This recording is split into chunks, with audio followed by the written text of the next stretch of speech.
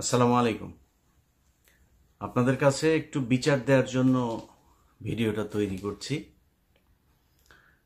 আসিফ নজরুল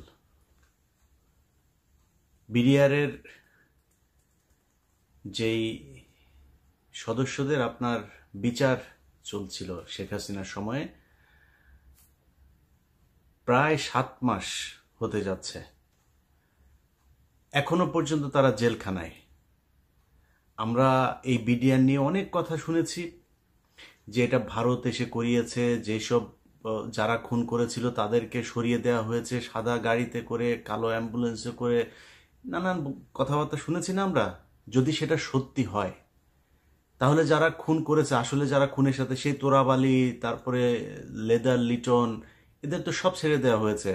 নানক নাই, আজম নাই, সেলিম নাই, তাপস নাই, কেউ নাই। তো তাদের সব ছেড়ে দেওয়া হয়েছে।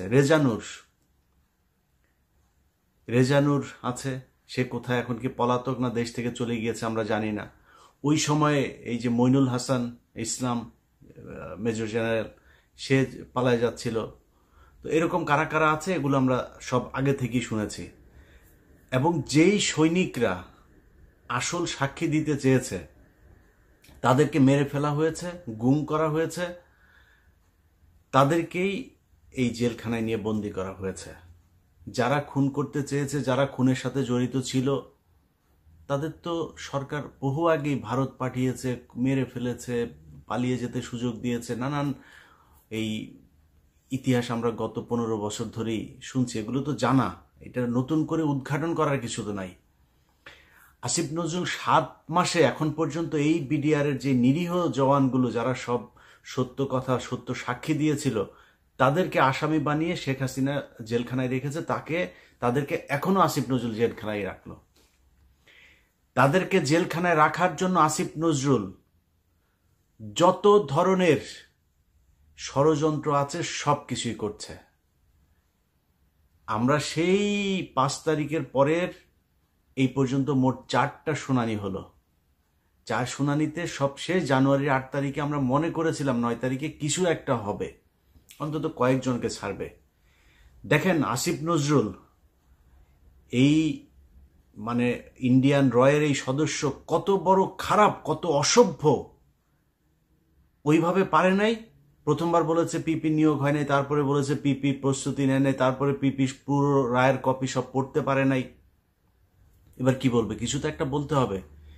এখন ওই যে বক্সিগঞ্জের আপনার যেই কি আলিয়া মাদ্রাসা যেইটা, ওইটার মধ্যে নাটক টাটক সাজায়া, আবার তার মধ্যে আবার স্টুডেন্টদেরকেও এখানে নাটকের অংশ বানিয়েছে। কেউ যায় ঘর পুড়ে দিচ্ছে, কেউ করছে।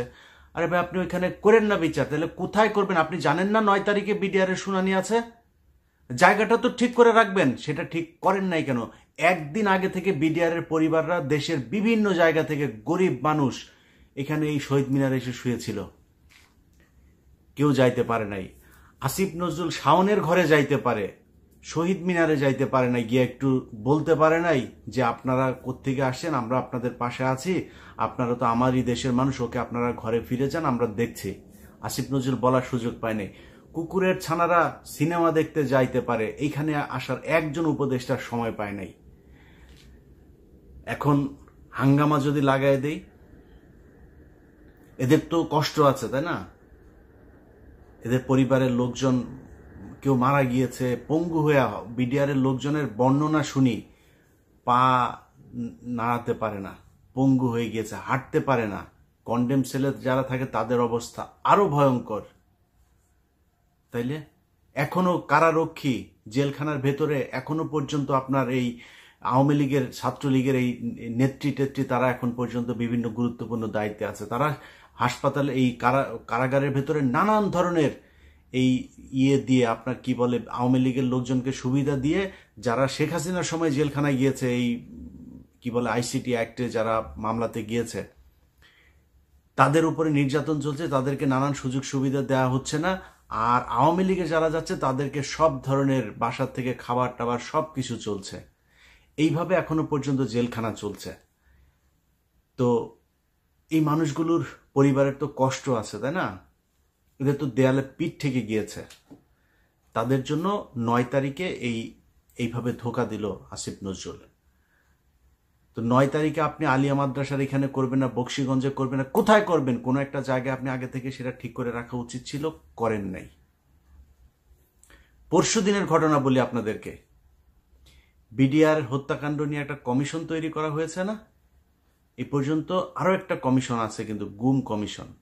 গুম কমিশনের যেসব চেয়ারম্যান তাকে হচ্ছে আপনার অ্যাপিলেট ডিভিশনের আপনার বিচারকের দেওয়া হয়েছে, পদমর্যাদা দেওয়া হয়েছে, আর সদস্যদেরকে হাইকোর্ট ডিভিশনের এই বিভাগের আপনার বিচারকের পদমর্যাদা দেওয়া হয়েছে।